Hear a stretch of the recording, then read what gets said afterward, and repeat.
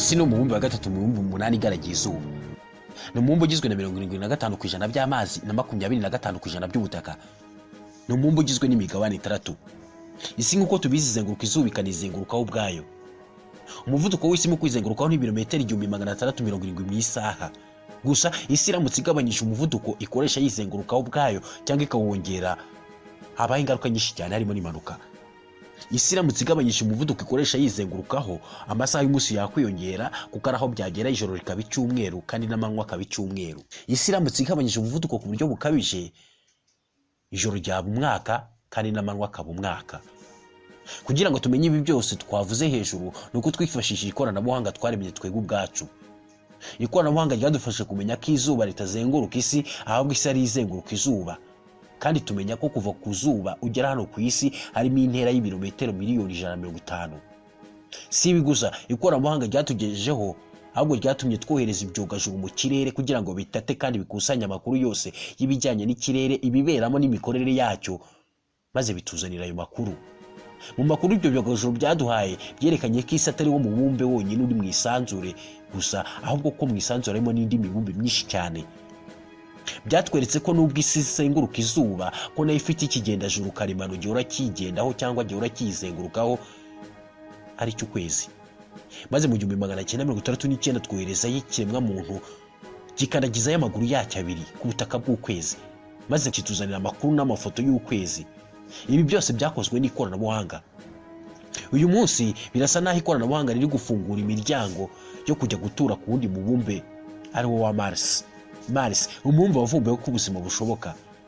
Uyu munsi tugiye kuganira ku buryo ikoranabuhanga riri gukora ibishoboka byose ngo twimukire ku wundi mubumbe wa Mars. Turanareba itandukaniro riri hagati y'isi dutuyeho na Mars dushaka kujya guturaho. Kugira ngo nkore iki kiganiro nifashishije National Geographic Channel, nifashishije Wikipedia, nifashishije na filime documentaire ya Alien Covenant. Naho nge ndi Bernard Chimyumukiza. Ikaze.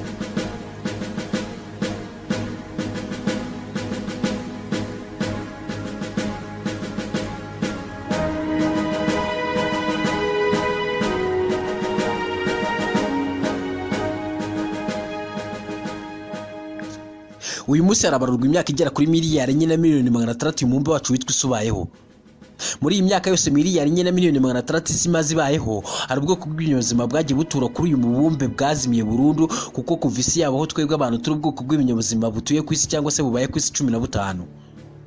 Ni ukuvuga ko ari ubwoko bw'ibinyabuzima 14 bwadutanze gutura kuri uyu mubumbe cyangwa se bwatubanjirije, ariko bwazimiye burundu kuko kuva isi yabaho twebwe abantu tuje hano ku isi tuhamaze imyaka 200,000 tuje hano ku isi. Ubwoko bw'ibinyabuzima buroka kutubanziriza twebwe abantu twaje dusimbura ni inyamaswa za dinosaur zazimiye burundu mu myaka miliyoni 65 ishize kubera ikibuye cyamanutse mu isanzure maze kigashwanyukira mu muhora wa Yucatan muri Mexique.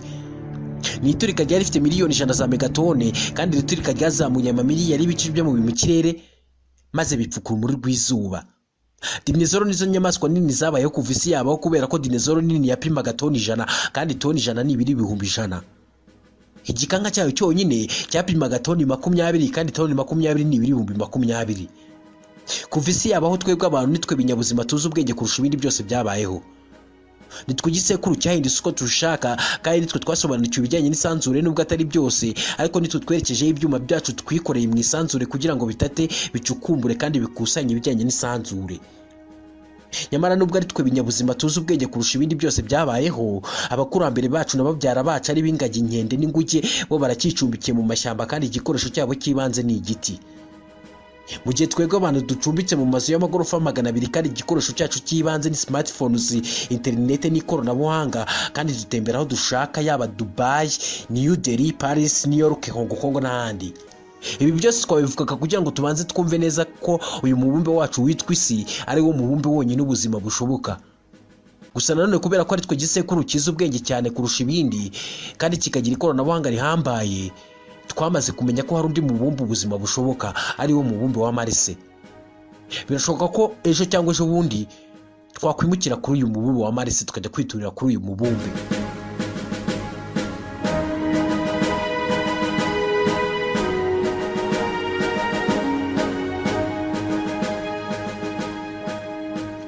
Ceceka umve inkuru witonze. isi yacu ni umubumbe utameze nk'igidasesa, ahubwo umeze nka baro cyangwa se igi. Kandi biri ku isi byose bituye kuri baro, ntabwo bituye muri baro. Yaba miliyari 7 z'abantu, yaba uruhumbirajana rw'ibimera, yaba inyanja, yaba amabuye, yaba ibikorwa byose bikorwa n'ikiremwa muntu, byose bituye hejuru kuri baro, ntabwo bituyemo imbere muri baro. Kubera ko isi yacu imeze nka baro nyine. Hariya ducukura zahabu cyangwa se peteroli, kuri baro twahagereranya na hariya duhagamo umwuka, tugashyiramo umwuka imbere nyine. Ariko ku isi twahagereranya na hano ducukura tukajya mu isi, tukajya mu nda y'isi, tuhita mu nda y'isi.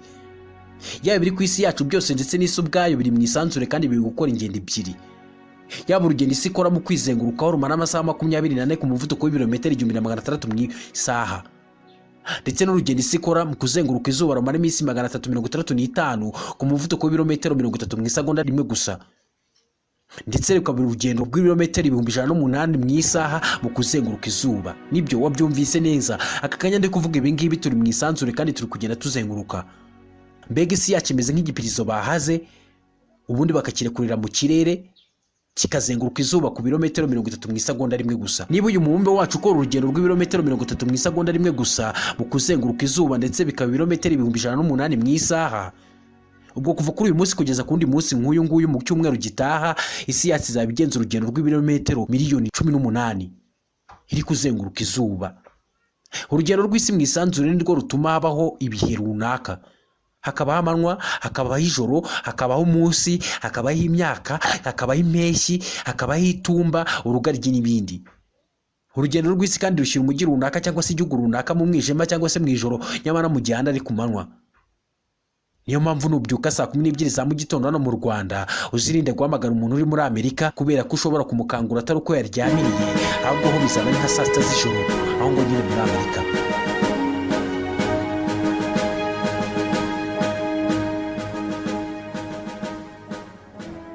Uyu mubumbe wa Mars dushaka kujyaho nawo uruzenguruka izuba, ariko ukoresha iminsi 687 kugira ngo ubuzengurutse izuba urihetuye. Ubwo ni hafi imyaka 2. Ni mu gihe isi yacu yo ikoresha iminsi 365 kugira ngo ubuzengurutse izuba kandi urihetuye. Mu gitondo kimwe cyo mu 1958 waje ari perezida wa Leta Zunze Ubumwe za Amerika, bwana Edward Snowden yabyukanye igitekerezo cyo gushinga NASA. NASA ni the National Aeronautics and Space Administration, ikigo cy'abanyamerika cya gisivile gishinzwe kwiga no gukora ubushakashatsi mu isanzure. Maze mu 1961 uwahoze ari perezida wa Leta Zunze Ubumwe za Amerika John F. Kennedy avuga aya magambo akomeye cyane: duhisemo kujya ku kwezi, duhisemo kujya ku kwezi kurusha ibindi bintu. Ntabwo ari ukubera ko ari byo bintu byoroshye, ahubwo ni ukubera ko ari nabyo bikomeye, kubera ko ariyo ntego, kubera ko bizatuma dupima imbaraga zacu n'ubwenge bwacu, kubera ko ari cyo kintu dushaka kwemera, kubera ko ari cyo kintu kandi dushyize imbere kandi twitezweho kukigeraho. Challenge is one that we're willing to accept, one we are unwilling to postpone, and one we intend to win. Maze nyuma y'imyaka 8 John F. Kennedy avuze aya magambo akomeye. Ni ukuvuga ku itariki 20 z'ukwezi kwa 7 1969 icyogajuru cya Apollo 11 kijya ku kwezi, cyoherejwe na NASA.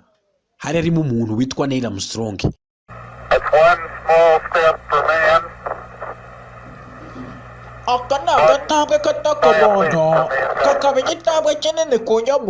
Iyi niyo ntambwe iruta izindi ntambwe Amerika yari iteye mu bijyanye n'ikoranabuhanga no kwemezanya. Uyu niwo wabaye umwanya mwiza mu kugaragaza ubuhangange, ubushobozi n'igitinyiro Amerika irusha ibindi bihugu mu ikoranabuhanga. Kujya ku kwezi kwa Neil Armstrong byakuriye ibihumbi magana by'abantu gukurikirana no kureba ku mateleviziyo n'amayekara uko iki gikorwa kiri kugenda ku kanya live, maze bituma Amerika ifatwa nk'igihugu cy'igihanganye mu ikoranabuhanga no gukora igikorwa cy'indashyikirwa kurusha ibindi bihugu. Kuva umuntu yakohereza undi muntu ku kwezi yifashishije ikoranabuhanga ryagizweho n'ikiremwa muntu bwacyo, yongereye umurego mu gushakisha aho ubuzima bushoboka hatari hano ku isi. Niyo mpamvu mu bushakashatsi bwakozwe na NASA, ikigo cy'abanyamerika gishinzwe gukora ubushakashatsi mu isanzure, bwagaragaje ko ubuzima bushoboka kuri Mars. Mars, umwe mu mibumbe 8 igaragira izuba, wamenyekanyeho ko ubuzima bushoboka. Umubumbe wa kane uturutse ku zuba kandi ukaba umubumbe wa kabiri mu butoya nyuma ya Merikire, mu mibumbe 8 igaragiye izuba. Uyu ni umubumbe w'umutuku kandi ikirere cyawo cyuzuyemo uburozi. Umubumbe wuzuyeho umukungugu utukura kandi hari ibibuye n'ibitare kuri uyu mubumbe. uyu ni umubumbe wakuruye ubwenge n'ibitekerezo by'abashakashatsi n'abaenjeniyeri mu by'isanzure kugira ngo bajye gukoloniza no gucakaza uyu mubumbe. Kuva mu 1969 NASA yakohereza ikiremwa muntu ku kwezi, yihaye imyaka 20 yo kohereza umuntu ku mubumbe wa Mars. Gusa iyi ni intego itaragezweho. Yaba Leta Zunze Ubumwe za Amerika, Uburusiya, Ubuhinde ndetse n'Ubumwe bw'Uburayi byohereje ibyogajuru bitandukanye ku mubumbe wa Mars, byari bifite misiyo yo gukora ubushakashatsi kugira ngo hamenyekane koko niba ubuzima bushoboka kuri uyu mubumbe utukura. Gusa bimwe muri ibi byogajuru byashwanyukiye mu kirere ndetse ibindi byaburiwe irengero, nyamara ibindi byazanye amakuru meza. Maze ku itariki 26 z'ukwezi kwa 11 2011 saa 4:02 naza kuri misiyo yiswe MSR Mars Science Laboratory yohereza icyogajuru cya Curiosity kuri Mars. Iki cyogajuru cyari gifite ibiro 900. Gusa iki cyogajuru cyaguye kuri Mars ku itariki 6 z'ukwezi kwa 8 2012 saa 11:17 kandi cyagendaga ibirometero 30 mu isaha. Misiyo yacyo yari kureba koko niba ubuzima bushoboka kuri uyu mubumbe wa Mars. Gusa kugeza uyu munsi Mars yagaragaweho amazi, kandi amazi ni kimwe mu bintu by'ingenzi ikinyabuzima gikenera kugira ngo kibeho. Uyu ni Professor Andrew Herbert Knorr, umwarimu muri kaminuza ya Harvard muri Leta Zunze Ubumwe za Amerika. Certainly life as we understand it. Mu by'ukuri ubuzima tuzi ko bukenera amazi, kandi mu bushakashatsi bwa NASA kuri Mars bwahabonye amazi. Iyi ni intambwe rero ikomeye itewe. Mars kuba yaragaragaweho amazi ni kimwe mu bimenyetso bifatika byemeza ko ubuzima bushoboka kuri Mars. Nta gihindutse muri 2023 twari kuzerekeza ku mubumbe wa Mars.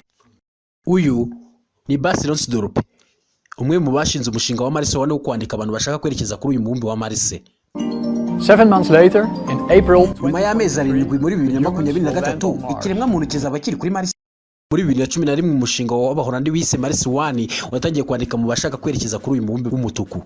Uwiyandikishaga yandikaga ibaruwa ibisaba muri rumwe mu ndimi 8 zivugwa hano ku isi mpuzamahanga, ari z'Icyongereza, Igifaransa, Igishinwa, Icyarabu, Ikirusiya, Ikidage n'izindi, kandi uwiyandikishaga agombaga kuba ari hejuru y'imyaka 18.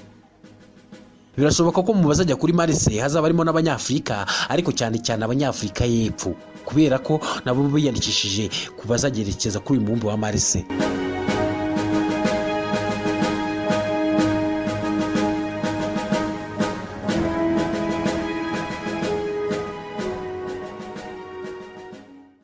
Uyu munsi ikiremwa muntu kirashaka gutera isi umugongo yuzuyemo imiyaga, impanuka, imyuzure, imitingito, ibyorezo, maze kikajya gukoloniza no kuvogera umubumbe w'umutuku. Gusa ubushakashatsi bukorwa na NASA kuri Mars butwara Leta Zunze Ubumwe za Amerika akayabo k'amafaranga cyangwa se akayabo k'amadolari miliyaridi 2 na miliyoni 500 z'amadolari ya Amerika. Aya ni hafi tiriyoni 3 mu manyarwanda. Ubwo ni miliyaridi 3,000 mu mafaranga y'u Rwanda, kubera ko tiriyoni 1 ari miliyaridi 1,000. Mu gikorwa cyo kohereza umuntu kuri Mars bizatwara akayabo k'amafaranga menshi cyane Leta Zunze Ubumwe za Amerika. Ariko aya mafaranga cyangwa se ingengo y'imari izakoreshwa mu kohereza ikiremwa muntu kuri Mars azava he? Uyu ni Professor Gerard Thought. As for financing, this is going to be iby'amafaranga, ibigo by'imari byigenga, amafaranga atari aya leta niyo azakoreshwa. Nta mafaranga ya leta, nta misoro izakoreshwa muri iyi gahunda. Keretse abantu nkanjye bazemera kwitanga nibo bazagira uruhare muri iyi gahunda. Birasa naho imyitegurire imbanije yo kujya gutura ku mubumbe wa Mars. Hako n'iki umubumbe wa Mars uhuriyeho n'isi yacu ku buryo abenjeniyeri n'abashakashatsi mu by'isanzure berekeza ibyuma byabo, ubwenge bwabo n'ibitekerezo byabo kuri uyu mubumbe w'umutuku. Ni iki gituma Mars bayita cyangwa se yitwa impanga y'isi? Isi yacu yitwa umubumbe w'ubururu kubera ko yuzuyeho uruhumbirajana rw'ibimera. Mars yo yitwa umubumbe w'umutuku kubera ko ubutaka bwaho, ikirere cyaho n'umukungugu waho bifite ibara ry'umutuku, kandi Mars ni umwe mu mubumbe w'umutuku cyangwa se ubutayu bw'umutuku. Mars ni umubumbe w'indashyikirwa cyangwa se umukandida mwiza wo kwakira ikiremwa muntu.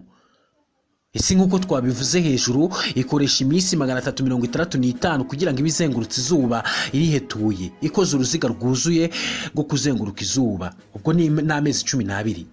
Naho Mars yo ikoresha iminsi 687 kugira ngo ibizengurutse izuba irihetuye, hafi imyaka 2. Isi ikoresha amasaha 24 kugira ngo ibizengurutseho ubwayo umunsi urangiye. naho Marisi yo ikoresha amasaha 24 n'iminota 37 kugira ngo ibizengurutse yizengurutseho ikoze uruziga rwuzuye rwo kwizengurukaho.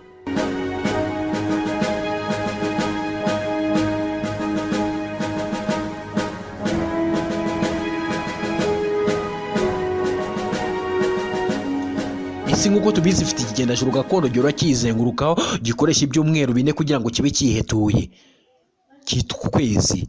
Ni kimwe na Marisi, ariko Marisi ifite ibigendajuru bibiri bihora bizengurukaho byitwa Phobos na Deimos. Kimwe n'isi, Marisi ifite ibishanga, ibibaya n'imisozi. Kugeza uyu munsi umusozi muremure ku isi ni umusozi wa Everest, ariko Marisi ifite ikirunga cyitwa Olympus Moon gikubye inshuro 3 mu burebure ku musozi wa Everest. Wibuke Everest ni umusozi munini cyangwa se muremure hano ku isi. Gusa Marisi ni umwe mu mubumbe utari munini cyane kubera ko ubuso bwayo bujya kungana na 1/2 cy'isi dutuyeho. Uyu mubumbe dushaka kujyaho mu kirere cyawo cyuzuyemo uburozi kubera ko umwuka wa carbon dioxide ugize 95% kandi uyu mwuka si mwiza cyane ku kiremwa muntu. Naho umwuka wa oxygen ugize 13% kuri uyu mubumbe wa Marisi. Uyu ni umwuka ukenerwa n'ikiremwa muntu kurusha indi myuka yose. Twibuke ku isi yacu umwuka wa nitrogen ugize 78%, oxygen igize 21% kandi carbon dioxide igizwe na 1%. Ariko ubundi nubwo Marisi imeze nk'isi yacu cyangwa se ari byinshi bihuje, kujyaho bizoroha. Ubundi gutura kuri Marisi bimeze nko gutura he. Uyu ni Chris Mickey, umwe mu bashakashatsi banaza mu by'imibumbe. Tekereza umusozi wo ku isi ufite intambwe 100,000 z'ubujyajuru. Guturaho ni nko gutura kuri Marisi. Umuvuduko waba uri muke cyane, ubushyuhe ari buke cyane, ariko imirasire y'izuba yaba ari myinshi. Ubuzima bwaba bukomeye cyane kandi nta kinyabuzima cyo ku isi cyabaho hantu. Bisa naho gutura kuri Marisi ari urugendo rukiri rurerure kandi bishoboka ko bitazoroha kubera ko atari ahantu heza ho guturwa. Ariko ubundi uyu mubumbe wa Marisi ikirere cyawo cyuzuyemo uburozi, hakaba ibiye n'ibitare kuri uyu mubumbe, hakaba amazi arimo umunyu mwinshi, hakaba ubukonje bukabije, ubutaka bwahari umutuku, ubutaka bwahari umutayu. Ubundi mubumbe koko tuzajya kuwuturaho? Birashoboka ko ikiremwa muntu kizajya gutura kuri uyu mubumbe? Uyu nanone ni Professor Gerard Thought. This is an extraordinary project. Iki ni igikorwa gihambaye aho abantu batekereza ko ari igikorwa cyo gutekerezwaho gusa kidashoboka, ariko utekereza gutyo ko iki gikorwa kidashoboka ari beshya. Mu by'ukuri iki ni ikintu gishoboka kugerwaho. Ntekereza ko kizaca ku itangazamakuru aho abantu bose bazaba bakibona. I think this might become a most spectacular media event ever watched by everyone on the globe. Nubwo kujya kuri Marisi byashoboka, birashoboka ko twahurira n'ibyago byinshi.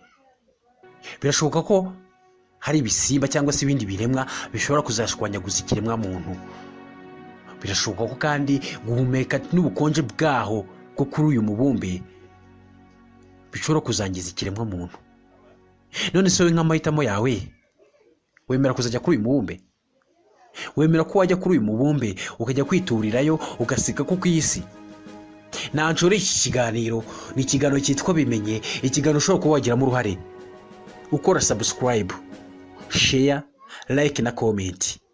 Ni ikiganiro mwateguriwe nanjye Bernard Kimwe Mukiza. Muhaye muronke mugubwe neza, ndabashimiye.